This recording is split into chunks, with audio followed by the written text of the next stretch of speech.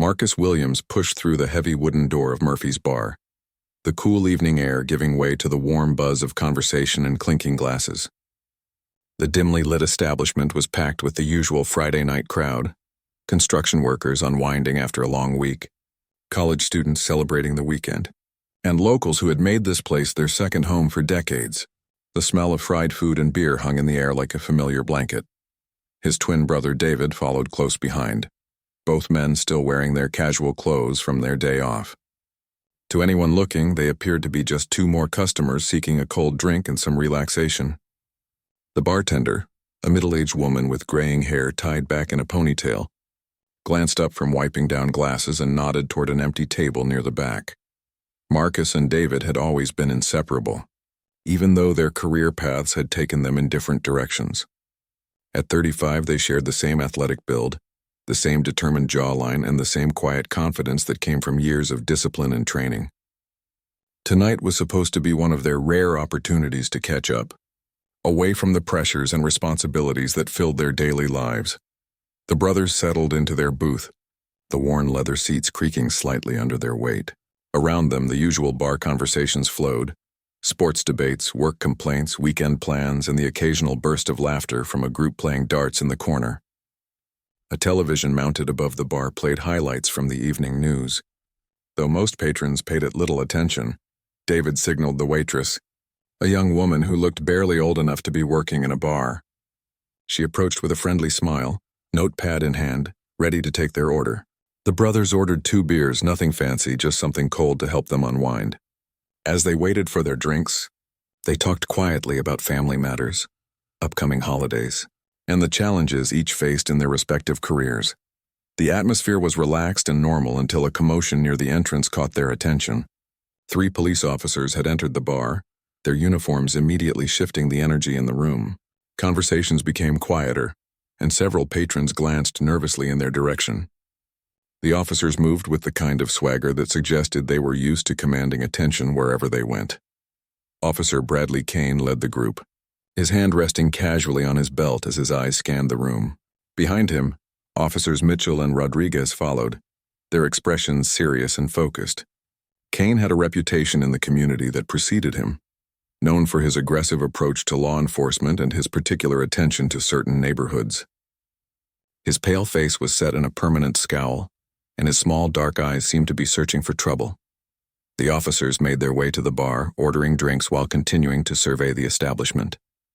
Kane's gaze lingered on various patrons, but when his eyes fell on Marcus and David, something shifted in his demeanor.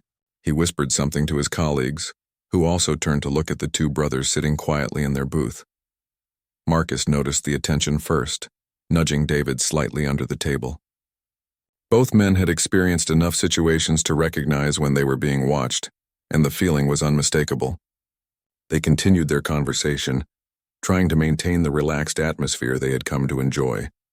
But both were now acutely aware of the 3 officers across the room. The waitress returned with their beers, setting them down with the same friendly smile as before.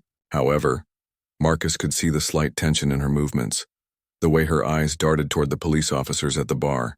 The entire establishment seemed to be holding its breath, waiting to see what would happen next. Kane finished his drink quickly and stood up, his chair scraping against the floor with an intentionally loud sound. He began walking across the bar, his boots heavy against the wooden planks, each step echoing in the increasingly quiet space. Mitchell and Rodriguez remained at the bar but turned to watch as their colleague approached the booth where Marcus and David sat. The brothers exchanged a quick glance, both understanding that their quiet evening was about to become something entirely different. Years of training and experience had taught them to stay calm under pressure, to assess situations quickly, and to respond appropriately to whatever challenges arose. However, nothing in their training had prepared them for what was about to unfold in this ordinary neighborhood bar. Kane stopped directly in front of their table, his presence casting a shadow over their booth. The conversations around them had died down to whispers, and even the bartender had stopped wiping glasses to watch the developing situation. The tension in the air was thick enough to cut with a knife, and everyone in Murphy's bar seemed to sense that something significant was about to happen. Officer Kane loomed over the table where Marcus and David sat, his thumbs hooked into his duty belt in a display of authority that was meant to intimidate. The badge on his chest caught the dim light from the overhead fixture, and his radio crackled occasionally with distant police chatter. His eyes moved between the two brothers, studying them with the kind of predatory focus that suggested he was looking for any excuse to escalate the situation. "Evening, gentlemen," Kane said, his voice carrying a false politeness that barely concealed his underlying hostility. "Mind if I ask what brings you two to this part of town tonight?" The question hung in the air like smoke, loaded with implications that both Marcus and David immediately recognized. They had heard this tone before, knew exactly what it meant, and understood the dangerous game that was beginning to unfold. Marcus looked up calmly, his training kicking in automatically. Years of dealing with high-pressure situations had taught him the importance of remaining composed, especially when faced with individuals who were clearly looking for confrontation. "Just having a drink with my brother, officer," he replied evenly, his voice steady and respectful. "Is there a problem?" Kane's eyes narrowed slightly, clearly annoyed that his intimidation tactics were not having the desired effect. He shifted his weight from one foot to the other, his hand moving closer to the handcuffs on his belt. "Funny thing is, we've had reports of suspicious activity in this area tonight. 2 men matching your description were seen loitering around some expensive cars in the parking lot outside." David felt his jaw tighten at the obvious fabrication, but he maintained his composure. He knew exactly what was happening. They were being profiled, targeted simply because of how they looked and where they chose to spend their evening. The accusation was as predictable as it was baseless, a tactic designed to create justification for harassment that had no legitimate foundation. "We've been sitting in this booth for the past 20 minutes. Officer," David said quietly, his voice carrying the same controlled tone as his brother. "We came straight in from the parking lot and haven't left our seats since the waitress brought our drinks." He gestured slightly toward the nearly full beer bottles on their table, evidence of their stationary presence in the establishment. Officer Mitchell had moved closer from his position at the bar, positioning himself where he could observe the interaction while providing backup if his colleague decided to escalate the situation. His hand rested casually on his radio, ready to call for additional support if needed. The other patrons in the bar continued to watch nervously, some pretending to focus on their own conversations while clearly listening to every word being exchanged. Kane's expression grew more aggressive as he realized that the 2 men were not going to be easily intimidated or provoked into an outburst that would justify arrest.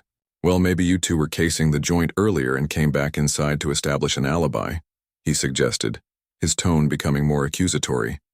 Smart thinking, but not smart enough. The bartender, who had been watching the interaction with growing concern, finally approached the table. Her years of experience in the hospitality industry had taught her to recognize trouble before it escalated beyond control. "Excuse me, officer," she said politely, "but these gentlemen have been model customers all evening. They ordered their drinks, paid cash, and haven't caused any problems whatsoever." Kane turned his attention to the bartender, his expression showing clear irritation at the interruption. "Ma'am, I appreciate your input, but police business doesn't require civilian commentary. I suggest you return to your duties and let us handle this situation." His dismissive tone carried an implicit threat that made the woman step back slightly, though she continued to hover nearby. Marcus and David exchanged another quick glance, both men recognizing that the situation was deteriorating rapidly. They had hoped that a reasonable explanation and cooperative attitude would be enough to diffuse the tension, but it was becoming clear that Officer Kane had no intention of allowing them to simply finish their drinks and leave peacefully. "Officers, we're both veterans," Marcus said carefully, hoping that shared service might create some common ground. "We understand and respect law enforcement. We're not looking for any trouble tonight." The statement was delivered with genuine sincerity, an attempt to find some basis for mutual understanding and respect. Kane's response was immediate and harsh. "I don't care if you're veterans, civilians, or visiting royalty. Right now you're 2 suspicious individuals in my jurisdiction, and I have every right to investigate potential criminal activity." His voice had risen slightly, ensuring that everyone in the bar could hear his words clearly. Officer Rodriguez finally joined his colleagues, completing the triangle of authority around the booth where Marcus and David sat. The 3 officers now presented a united front, their positioning designed to create maximum psychological pressure while limiting the brothers' options for movement. The situation had transformed from a simple questioning into something that resembled an interrogation in a public space. The tension in Murphy's bar had reached a breaking point, with every patron acutely aware that they were witnessing something that went far beyond routine police work. Conversations had stopped entirely, replaced by an uncomfortable silence broken only by the sound of the television above the bar and the occasional crackle of police radios. Everyone seemed to be holding their breath, waiting to see how this confrontation would ultimately resolve itself. The situation escalated quickly when Officer Kane decided that verbal intimidation was not producing the results he desired. Without warning, he reached toward Marcus, clearly intending to force the brothers to stand up and submit to a more aggressive form of questioning. "All right, both of you need to stand up and put your hands where I can see them. We're going to conduct a proper search." Marcus remained seated but raised his hands slowly, palms visible, demonstrating compliance while maintaining his dignity. "Officer, we haven't committed any crime, and you have no legal basis for searching us," he said calmly, his knowledge of constitutional rights evident in his measured response. "We're willing to cooperate with reasonable requests, but we also know our rights as citizens." Kane's face flushed red with anger at what he perceived as defiance. In his experience, people were supposed to comply immediately with police demands, regardless of the legal justification. The fact that these two men were challenging his authority, even politely, was something he would not tolerate. "Don't lecture me about the law, boy. I've been doing this job since before you were out of diapers." David felt his brother's tension increase and placed a calming hand on Marcus's arm under the table. Both men understood that they were walking a dangerous tightrope. They needed to assert their rights without providing any excuse for the officers to claim resistance or aggressive behavior. Their military training had taught them the value of strategic patience, even in the face of obvious injustice. "We're not trying to lecture anyone, officer," David said respectfully. "We're simply exercising our constitutional rights while cooperating with your investigation. If you have specific allegations or evidence of wrongdoing, we're happy to address them appropriately." His tone remained professional, though those who knew him well would have recognized the steel beneath his diplomatic words. Officer Mitchell stepped forward, apparently deciding that his colleague needed support in asserting police authority. "You two are starting to sound like lawyers instead of cooperative citizens. Maybe we need to take this conversation down to the station, where we can have a more detailed discussion about your activities tonight." The threat was clear: comply immediately or face arrest. The bartender, who had been watching with increasing alarm, decided to take a risk. She approached the table again, this time carrying a receipt and clearly addressing the officers with professional courtesy. "Excuse me, officers, but I need to verify something for our records. These gentlemen paid for their drinks at exactly 8:15, and our security camera shows them entering the establishment at 8 o'clock. They haven't left their seats since arriving." Kane turned on the bartender with fury that had been building throughout the encounter. "Lady, I told you once to mind your own business. If you interfere with a police investigation again, you'll find yourself in handcuffs alongside these two." His voice carried a menacing quality that made several nearby patrons shift uncomfortably in their seats. The woman stepped back but held her ground, clearly shaken but determined to do what she believed was right. "I'm just providing factual information, officer. The security footage is available if you need to review it." Her hands trembled slightly as she spoke, but her voice remained steady and clear. Marcus and David could see that the situation was spiraling out of control, with Officer Kane becoming increasingly agitated and irrational. They recognized the signs of someone who was determined to assert dominance regardless of the circumstances or consequences. Both brothers began preparing mentally for the possibility that this encounter might escalate to physical confrontation. "Officers," Marcus said, standing slowly with his hands still visible, "perhaps we should step outside if you want to continue this conversation. There's no need to disturb the other customers any further." His suggestion was tactically sound. Removing the confrontation from the crowded bar would reduce the risk to innocent bystanders while potentially giving the officers space to reconsider their approach. Kane interpreted the suggestion as an attempt to escape public scrutiny, which only increased his determination to maintain control of the situation. Nobody's going anywhere until I decide this investigation is complete. Sit back down and keep your mouth shut unless I ask you a direct question." His hand moved to his handcuffs, a clear signal that he was prepared to make arrests regardless of justification. David stood as well, mirroring his brother's careful movements while maintaining the same non-threatening posture. The two men now faced three officers in what had become a standoff that could explode into violence at any moment. Around them, the bar patrons watched in stunned silence, many pulling out cell phones to document what was clearly becoming an abuse of police power. Officer Rodriguez, who had remained relatively quiet throughout the encounter, seemed to be growing uncomfortable with his colleague's aggressive approach. He glanced around the bar, noting the recording devices and the hostile expressions on the faces of the customers who were witnessing the confrontation. "Kane, maybe we should," he began, only to be cut off by his senior officer. "Rodriguez, keep your opinions to yourself unless I ask for them," Kane snapped. "These two are about to learn what happens when you disrespect police authority in my jurisdiction." The threat was now explicit, and everyone in Murphy's bar understood that they were about to witness either a massive injustice or a revelation that would change everything about this confrontation. The moment of truth arrived when Officer Kane reached for his handcuffs, clearly intending to arrest both brothers despite having no legitimate grounds for doing so. The metallic click of the cuffs being unclipped from his belt echoed through the silent bar like a gunshot, causing several patrons to gasp audibly. Marcus and David remained calm, but both men knew that the time for passive resistance was rapidly approaching its end. "Gentlemen, you're both under arrest for disturbing the peace and resisting a police investigation," Kane announced loudly, ensuring that everyone in the establishment could hear his words. "Turn around and place your hands behind your backs." The charges were fabricated, as everyone present could clearly see, but Kane seemed confident that his authority would be enough to make them stick. It was at this critical moment that Marcus decided the charade had gone far enough. He reached slowly into his jacket pocket, moving deliberately to avoid any sudden gestures that might be misinterpreted as aggressive.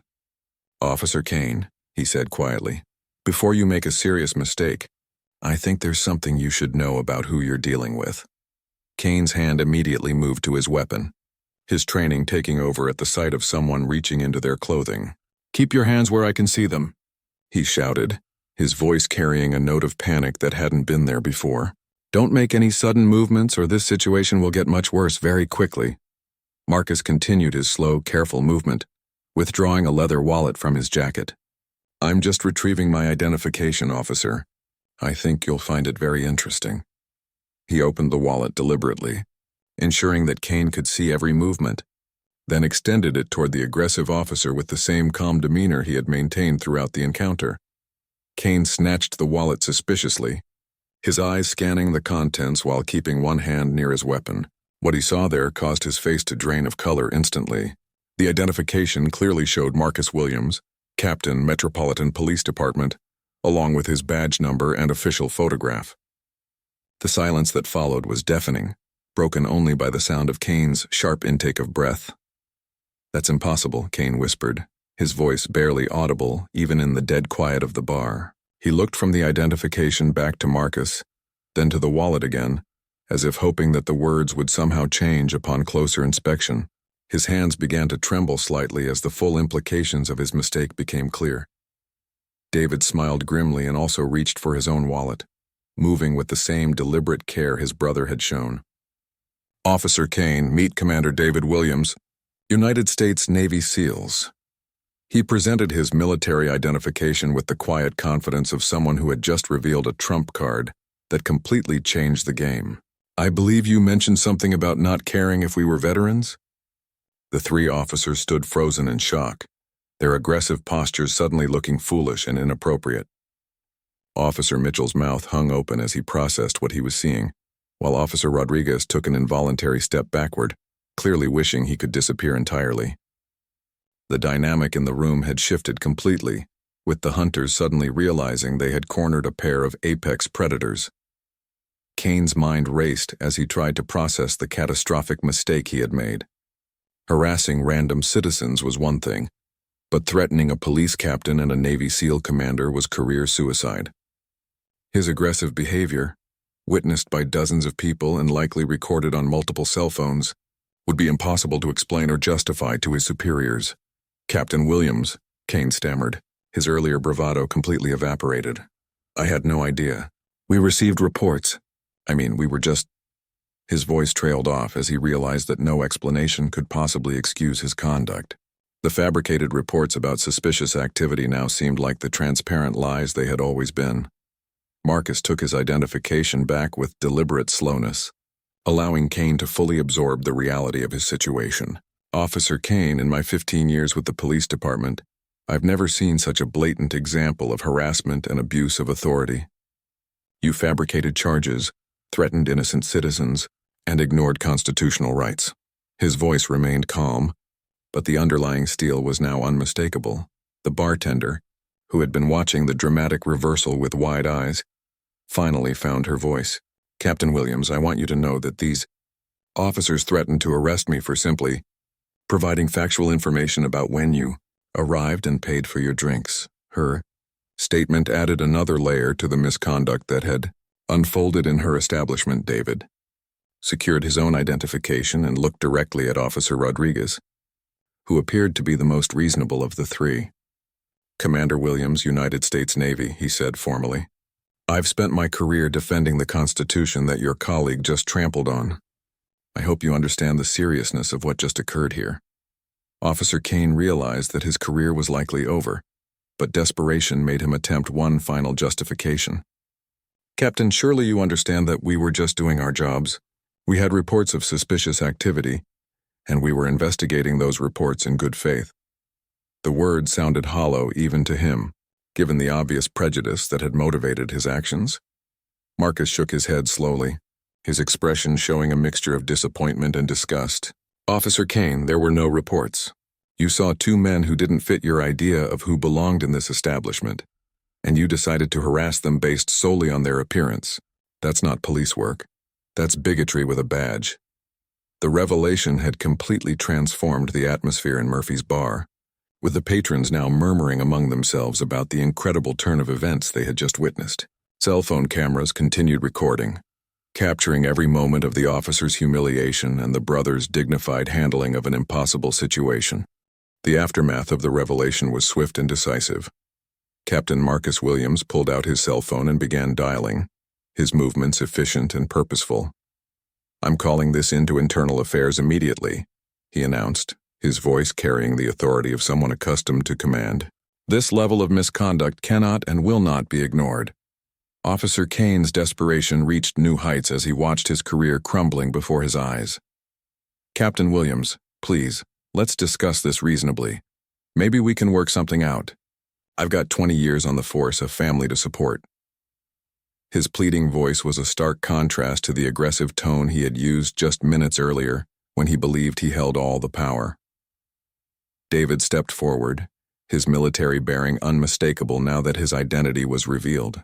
Officer Kane, you had 20 years to learn how to treat citizens with respect and dignity. Instead, you chose to abuse your authority and harass innocent people. The time for reasonable discussion was before you decided to fabricate charges and threaten arrests. Officer Mitchell, who had remained largely silent during the confrontation, finally found his voice. Captain, Officer Kane was following department protocol for investigating suspicious activity. We were just backing up our colleague in what we believed was a legitimate investigation. His attempt to distance himself from Kane's actions was transparent and unconvincing. Marcus finished his call to internal affairs and turned his attention to Mitchell. Officer Mitchell, I've been reviewing department protocols for 15 years and nothing in our procedures authorizes harassment based on racial profiling. You stood by and watched while your colleague violated the civil rights of two citizens. That makes you complicit in his misconduct. The bartender approached cautiously, still shaken by the encounter, but emboldened by the revelation of the brothers' true identities. Excuse me, Captain Williams, but I want to make sure you know that I heard Officer Kane threaten to arrest me for providing factual information about when you arrived. Several of my customers heard it too. Her testimony would be crucial in any formal investigation. David nodded appreciatively at the woman's courage. Ma'am, your willingness to speak up for what's right, even when threatened by armed officers, shows the kind of integrity that makes our country strong. Your testimony will be very important in ensuring that justice is served." His words carried the weight of someone who had spent his career defending the principles she had demonstrated. Officer Rodriguez, who had been growing increasingly uncomfortable throughout the encounter, finally spoke up. "Captain Williams, Commander Williams, I want you to know that I don't agree with how this situation was handled. I tried to suggest that we reconsider our approach, but Officer Kane insisted on proceeding. His attempt to salvage his own reputation was understandable, though his earlier silence would not be forgotten." Marcus studied Rodriguez carefully, recognizing a junior officer caught in an impossible situation. "Officer Rodriguez, the fact that you had concerns about Kane's approach is noted. However, your duty as a police officer includes protecting citizens from abuse of authority, even when that abuse comes from your colleagues. Your silence made you part of the problem." The bar patrons continued to watch the unfolding drama, many still recording on their phones while others whispered among themselves about the incredible reversal they had witnessed. The story would spread quickly through social media, creating additional pressure for the police department to take decisive action against the officers involved. Kane made one last desperate attempt to save his career. "Captain, I've never been involved in anything like this before. This was an aberration, a mistake in judgment under pressure. Surely we can handle this internally without destroying everything I've worked for."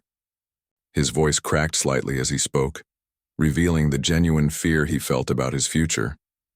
David's response was immediate and uncompromising. "Officer Kane, this wasn't a mistake in judgment. This was a deliberate choice to abuse your power. The fact that you've managed to avoid consequences for 20 years doesn't make your actions tonight any less serious. It actually makes them worse, because it suggests a pattern of behavior that has gone unchecked."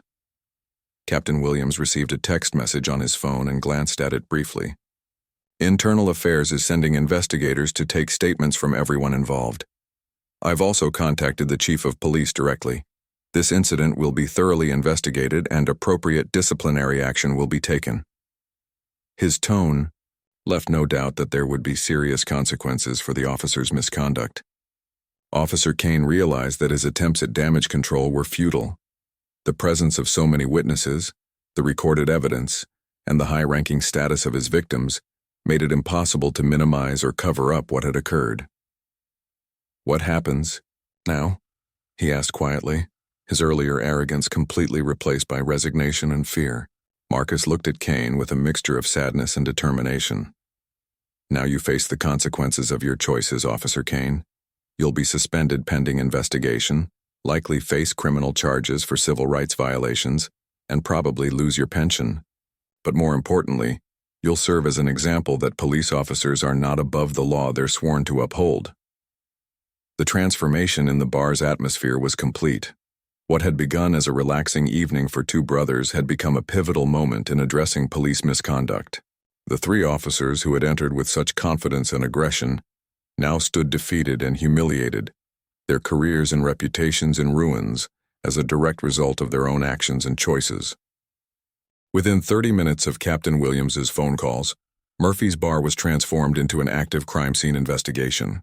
Internal Affairs investigators arrived first, followed by representatives from the Chief of Police's office and federal agents who specialized in civil rights violations. The small neighborhood establishment suddenly found itself at the center of a major law enforcement investigation. Detective Sarah Chen from Internal Affairs took charge of the scene, her professional demeanor immediately establishing order among the chaos of witnesses, evidence collection, and official documentation. She approached Captain Williams and Commander Williams first, recognizing that their testimony would be crucial to building a solid case against the offending officers. "Captain Williams, I'm Detective Chen from Internal Affairs. I need to get detailed statements from both you and your brother about everything that occurred here tonight," she said professionally. "I also want you to know that this incident will be handled with the utmost seriousness and transparency. The department will not tolerate this kind of misconduct." Marcus nodded approvingly at the swift response. "Detective Chen, I appreciate the department's quick action. This incident represents everything that's wrong with police culture when officers believe they're above accountability. My brother and I are prepared to provide complete cooperation with your investigation." His Tone carried the authority of someone accustomed to internal police procedures. David added his own perspective as a military officer. Detective Chen, as someone who has taken an oath to defend the Constitution, I found Officer Kane's behavior particularly disturbing. His actions represent a fundamental betrayal of the principles that law enforcement is supposed to protect. The weight of his military rank and reputation added gravity to his statement. Officer Kane sat at a corner table under the supervision of two internal affairs investigators. His earlier bravado completely replaced by the hollow expression of someone watching his life collapse. The handcuffs he had threatened to use on innocent citizens were now secured around his own wrists as he awaited transport to headquarters for formal booking and processing. The bartender provided her statement to another investigator, her voice steady as she recounted Kane's threats and the complete lack of justification for his aggressive behavior.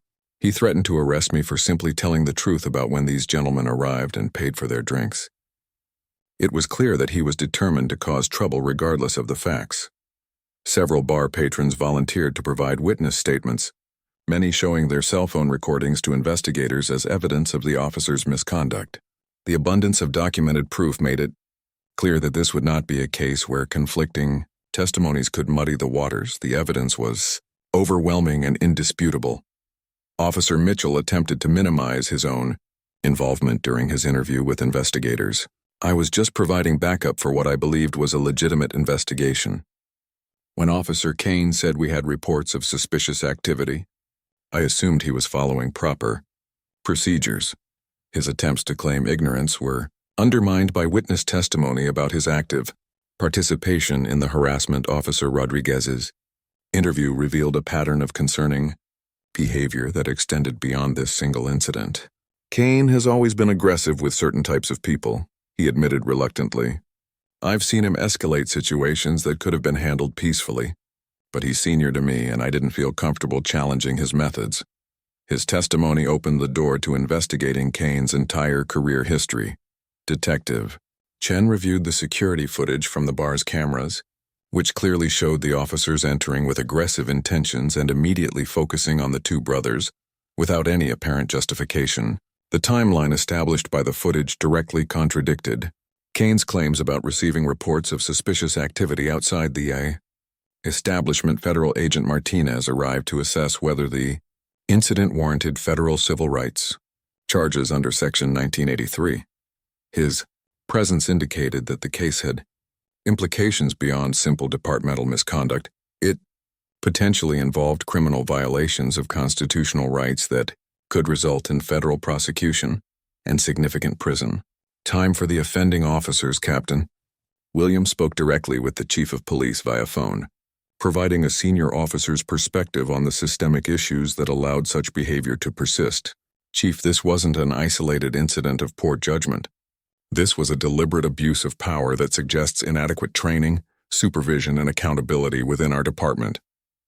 We need comprehensive reforms to prevent this from happening again. The investigation expanded as other victims of Kane's misconduct came forward after news of the incident spread through social media and local news outlets. Phone calls poured into the Internal Affairs hotline from citizens who had experienced similar harassment but had previously felt powerless to seek justice against a sworn police officer.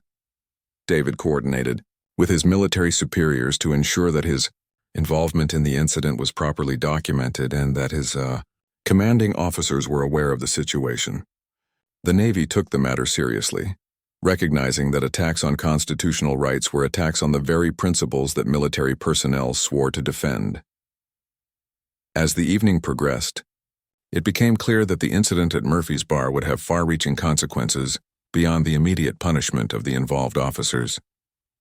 The case would likely become a catalyst for broader discussions about police reform, accountability, and the need for systemic changes in law enforcement culture.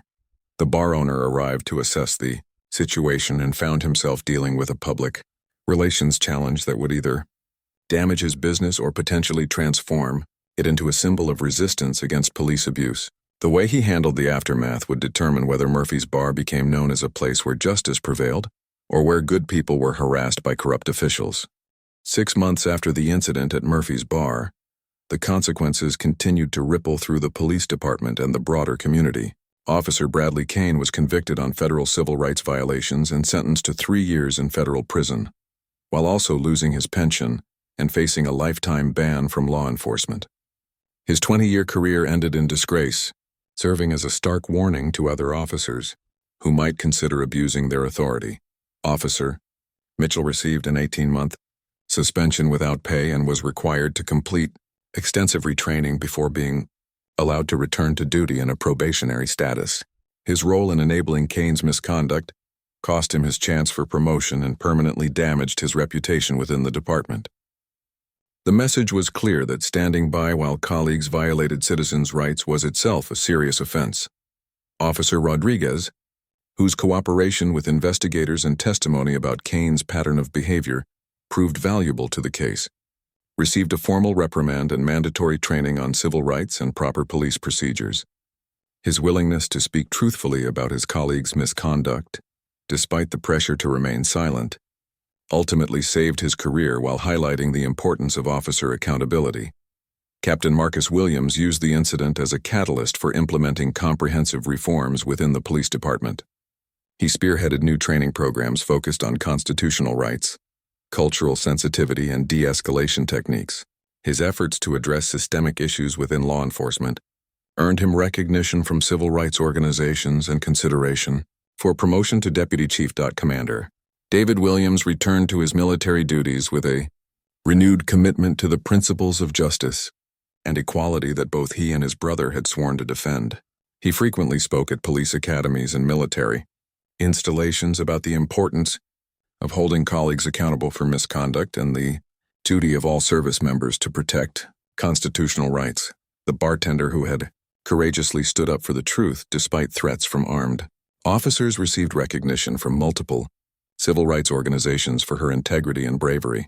Her testimony proved crucial in securing convictions against the offending officers, and her example inspired other citizens to speak up when they witnessed police misconduct. Murphy's Bar became an unexpected symbol of resistance against police abuse, with the owner embracing the establishment's role in a significant civil rights case. He installed a plaque commemorating the incident and the importance of standing up for justice, transforming what could have been a business liability into a source of community pride and purpose. The incident sparked broader conversations about police reform throughout the city and beyond. The combination of clear video evidence, credible witnesses, and high-profile victims created a perfect storm that forced meaningful discussions about accountability, training, and the cultural changes needed within law enforcement to prevent similar incidents.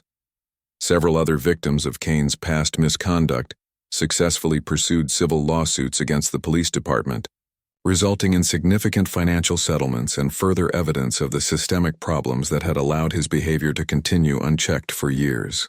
The cost to taxpayers served as additional motivation for implementing the reforms necessary to prevent future incidents.